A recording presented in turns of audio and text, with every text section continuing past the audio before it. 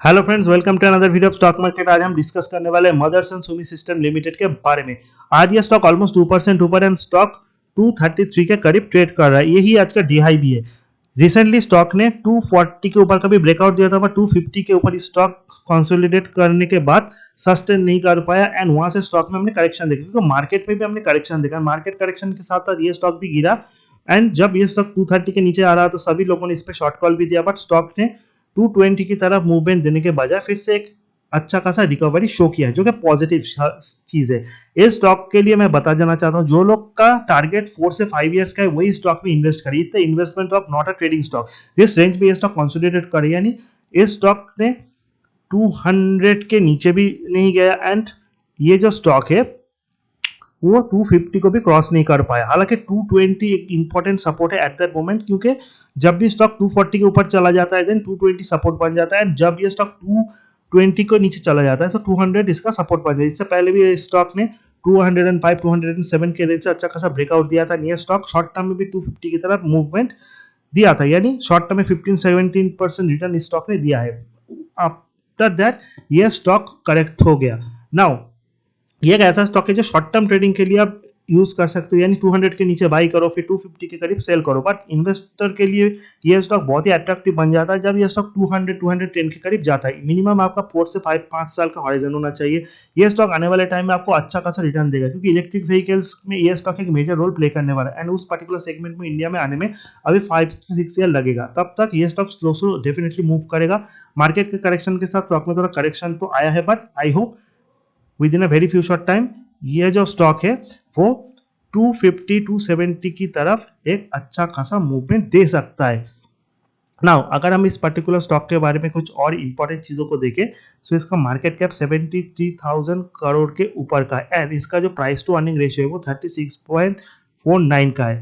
इसे हम बहुत ही ज्यादा aggressive price to earning ratio नहीं कहेंगे। सेक्टर पी 142 का है। ऑटो एमसिलरी इंडस्ट्री में एक जाना माना नाम भी है। अगर हम इस कंपनी के टेक्निकल चीजों को डिटेल्स में देखें तो RSI and MFI relative strength index and money flow index, जो कि टेक्निकल एनालिसिस के दो इंपॉर्टेंट टूल्स होते हैं, उसमें स्टॉक का स्कोर है 45.5 एंड 62। 70 के ऊपर स्टॉक ओवरबॉट होता है, 30 के नीचे ओवरसोल्ड।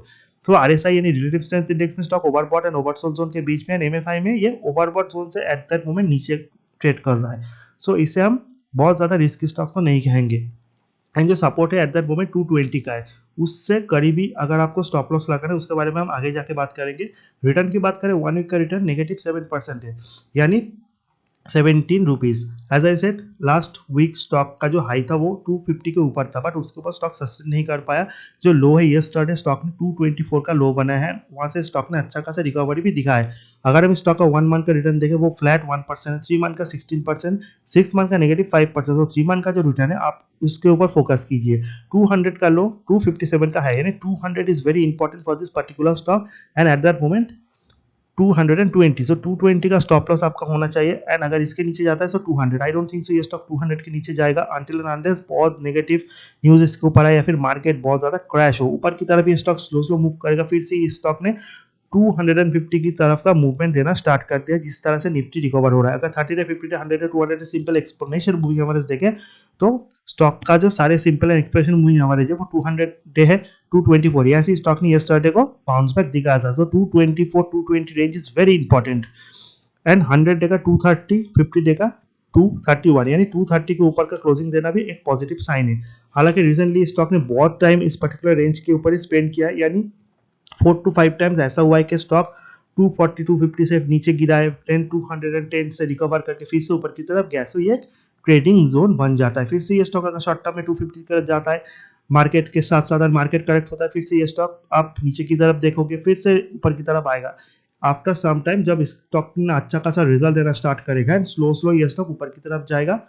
सो जितना नीचे मिल रहा है आप बाई कीजिए for long term and short term trader हो सो आप इस पर्टिकुलर रेंज को प्ले कर सकते हो बोथ साइड। फाइनेंशियल्स को देखें एंड इसका फंडामेंटल एनालिसिस करें पीयर्स के साथ। So in this particular segment Motherson Sumi market के पास नंबर 1 है इन ऑटो एमसिलरी सेक्टर। इसके बाद आता है बॉश मिंड इंडस्ट्री, बट इनका मार्केट का मदरसन सुमी से कम है।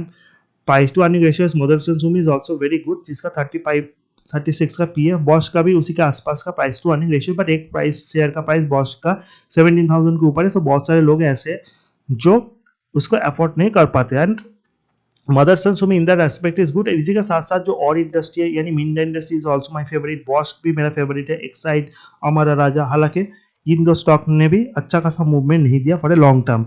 नाउ अगर हम क्वार्टरली रिजल्ट को देखें, so in this particular segment result उतने अच्छे नहीं है। हालांकि अगर हम स्टैंड अलोन रिजल्ट को देखें, यहाँ पे नेट प्रॉफिट 378 करोड़ का है, बट उसमें 356 करोड़ का एक अदर इनकम का फिगर भी शामिल है। इसको अगर निकाल दे तो नेट प्रॉफिट उतने शानदार नहीं रहे जितना कि होना चाहिए था।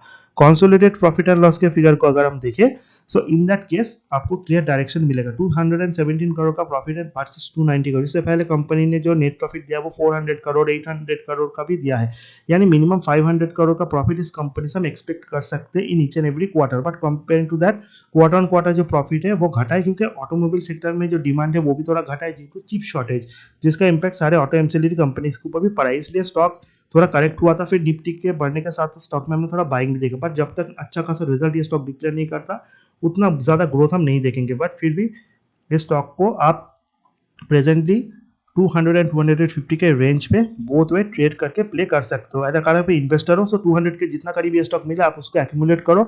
लॉन्ग टर्म ये स्टॉक बहुत अच्छा मुनाफा आपको जरूर देगा। सबसे लास्ट में अगर हम इस कंपनी के शेयर होल्डिंग पैटर्न को देखें, प्रोमोटर्स के पास 61% स्टेक है, एफआई के पास 16%, डीआई के पास 13% एंड पब्लिक होल्डिंग है 8.24%। यानी FI DI both are very bullish, यानी domestic mutual fund, international mutual fund, insurance company, इनके पास भी अच्छा खासा स्टेक है।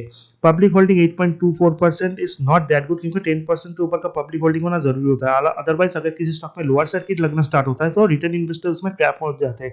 बट फिर भी 8.28% इज नॉट दैट बैड। ये था मदरसन सुमी को लगे मेरे एनालिसिस। वीडियो इन्फॉर्मेटिव अच्छा लगा, चैनल को लाइक सब्सक्राइब और शेयर करना मत भूलना। See you in the next video, till then good bye.